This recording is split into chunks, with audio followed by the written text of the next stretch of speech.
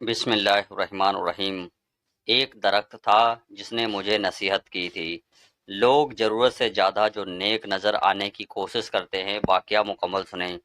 ایک شخص گھر آیا تو اس کی بیوی نے کہا، ہمارے غسل خانے کے پاس جو درخت ہے اسے کٹوا دو۔ میری غیرت گوارا نہیں کرتی کہ جب غسل کر رہی ہوں تو پرندے کی نظر مجھ پر پڑے۔ وہ بیوی کی اس بات سے بہت متاثر ہوا اور درخت کٹوا دیا۔ وقت گزرتا رہا، ایک دن وہ خلاف معمول اچانک گھر آیا تو دیکھا بی بی کسی غیر مرد کے ساتھ مشغول تھی۔ اسے بہت دکھ ہوا، وہ اپنا گھر بار چھوڑ کر بغداد چلا گیا اور وہاں اپنا کاروبار شروع کر لیا۔ اللہ تعالیٰ نے کاروبار میں خوب برکت دی اور کاروبار کی بدولت وہ بغداد کے سرد کرتا شہریوں میں شمار ہونے لگا، یہاں تک کہ بغداد کے کوتوال تک رسائی بھی حاصل کر لی۔ ایک دن کوتوال کے گھر چوری ہو گئی۔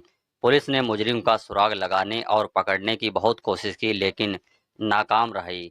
اس شخص نے دیکھا کہ ایک شیخ کا کوتوال کے گھر آنا جانا ہے اور کوتوال اس کی بے حد تعظیم کرتا ہے، لیکن ایک بات اس کی سمجھ میں نہیں آ رہی تھی کہ شیخ آدھے پاؤں چلتے ہیں، پورا پاؤں زمین پر کیوں نہیں رکھتے۔ اس نے کسی سے وجہ پوچھی تو اس نے بتایا گیا کہ یہ پورا پاؤں زمین پر اس لیے نہیں رکھتا کہ کہیں کیڑے مکوڑے نہ کچل جائیں۔ وہ شخص فوراً کوتوال کے پاس گیا اور اس نے کہا، جان کی امانت ہو تو عرض ہے کہ آپ کی چوری اسی شخص نے کی۔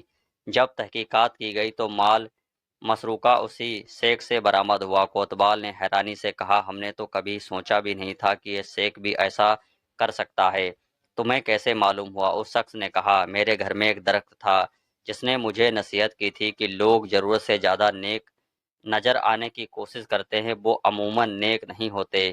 یہ حقیقت ہے کہ کچھ لوگ فیس بک کی حدود تک ہی با اخلاق رکھتے ہیں، حقیقی زندگی میں ان کے سر سے ان کے محلے دار، رشتہ دار، حتیٰ کہ گھر والے بھی پناہ مانگتے ہیں۔